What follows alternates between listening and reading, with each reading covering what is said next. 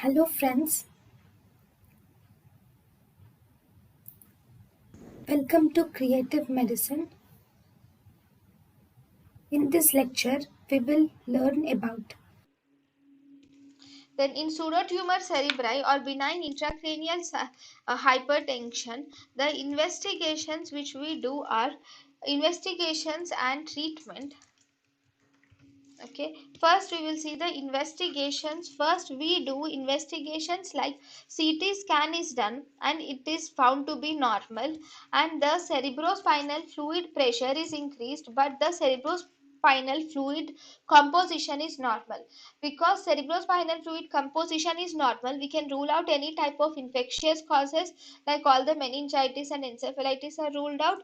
If CT scan is normal, so there are no space occupying lesions, so there is increased CSF pressure is seen due to the causes like obesity, oral contraceptive pills, or due to hypervitaminosis A, tetracycline, nalidixic acid, and steroids. Because of all these, if there is increased CSF pressure, then that is pseudotumour cerebri. So how are you going to treat the patient? In the treatment, first we will ask the patient to do weight loss should be done by diet and exercise, followed by, to decrease the intracranial pressure, we can give a carbonic anhydrase inhibitor like acetazolamide, will decrease the intracranial fluid pressure.